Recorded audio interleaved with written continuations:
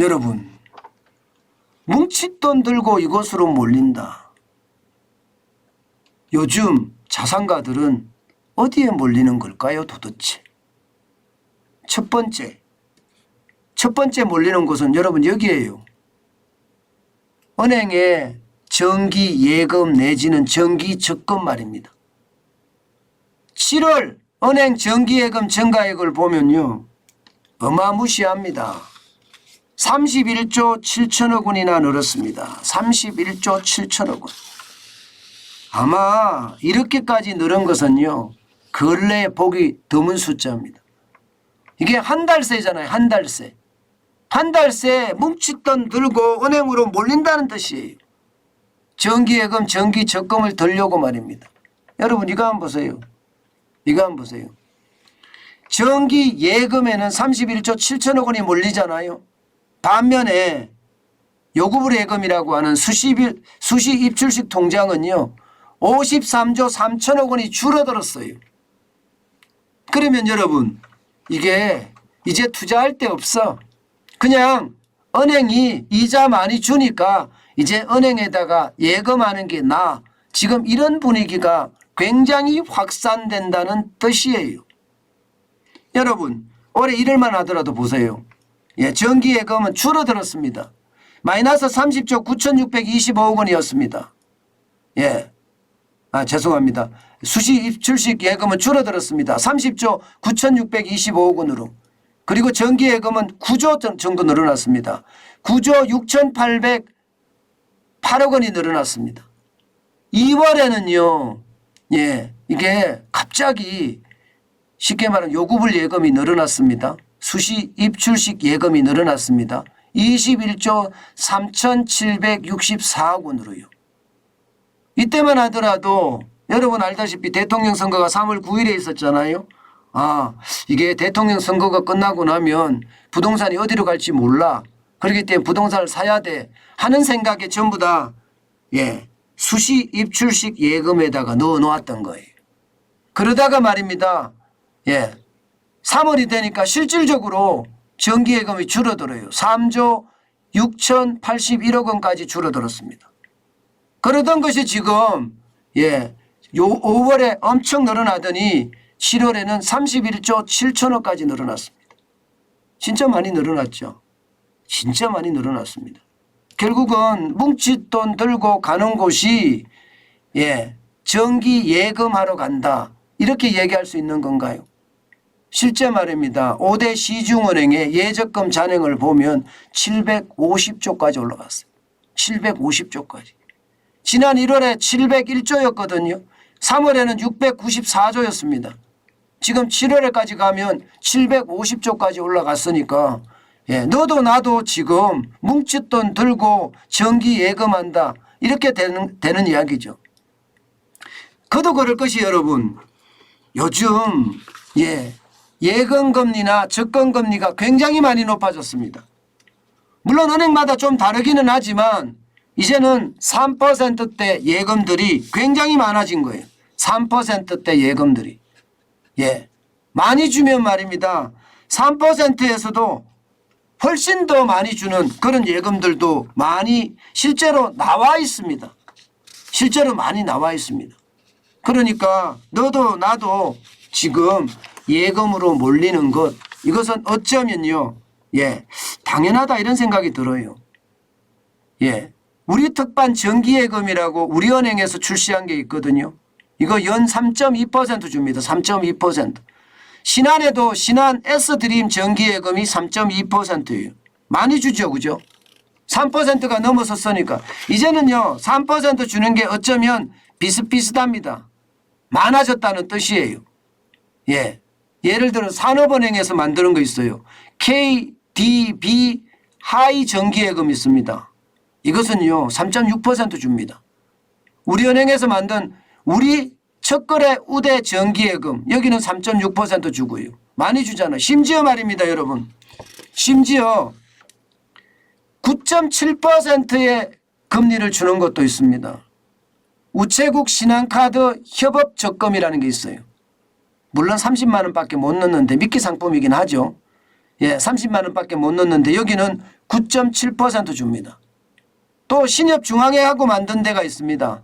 신협중앙회하고 신한카드하고 만들었는데 플러스 정기적금인데요. 연 8% 금리를 제공합니다. 물론 여기는 자꾸 이렇게 협업하는 어떤 것들인데 이것은 미끼 상품일 가능성이 많기 때문에 제가 굳이 여러분들에게 크게 설명은 안 하는데요.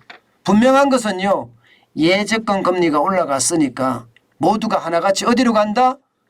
뭉칫돈 들고 정기예금, 정기적금들로 간다. 이렇게 이야기할 수가 있는 겁니다. 또 있습니다. 뭉칫돈 들고 가는 곳 또 있습니다. 채권시장입니다.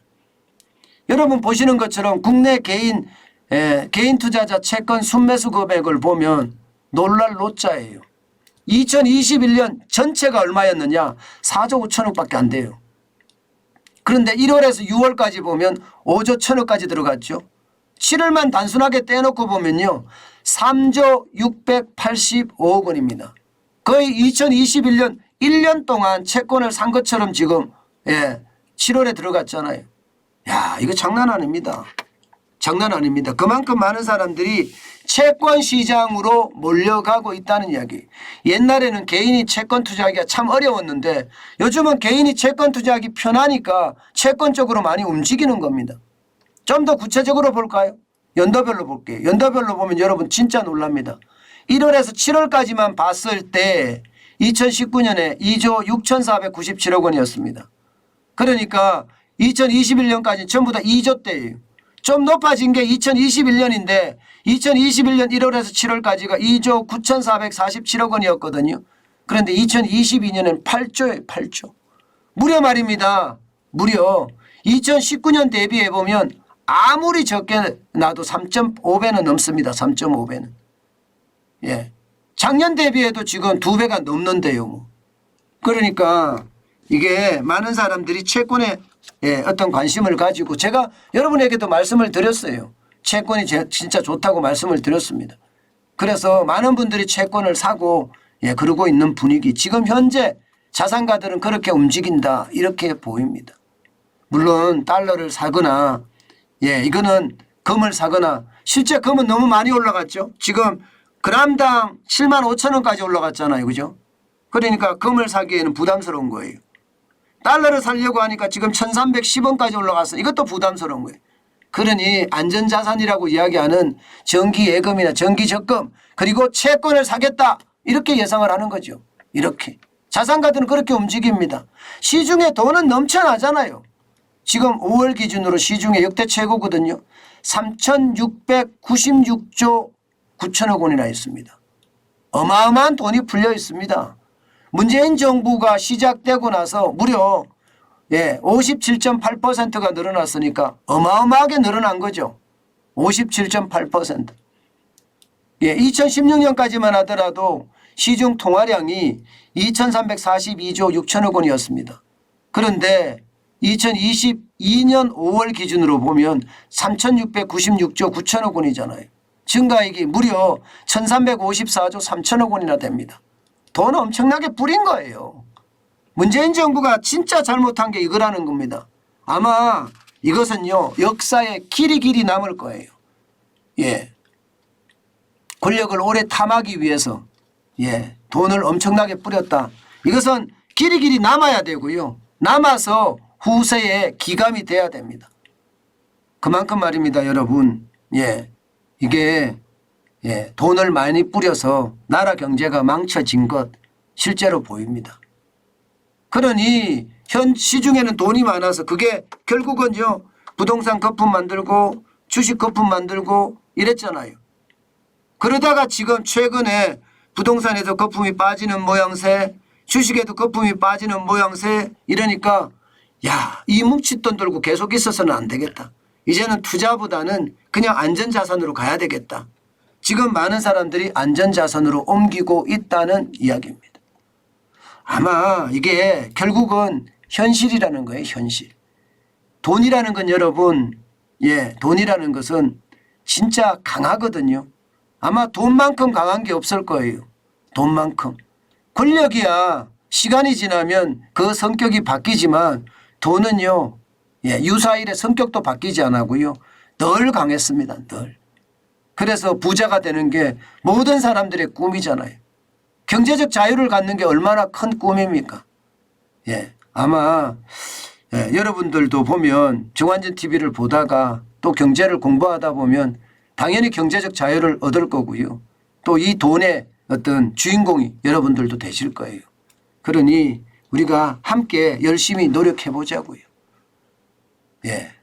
이게 돈을 굴리는 사람들의 어떤 모양새도 지금쯤 우리는 지금은 부자가 아니지만 익혀내는 것 지금 필요하지 않을까 저는 그런 생각 많이 하거든요. 익혀놔야지 정상이라고 저는 생각하고요.